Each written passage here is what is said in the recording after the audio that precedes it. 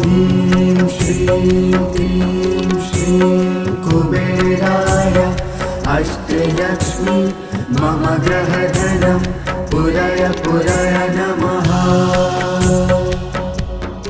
ॐ ह्रीं श्रीं क्लीं श्रीं कुबेराय अष्टलक्ष्मी मम ग्रहधनं पुरय पुरय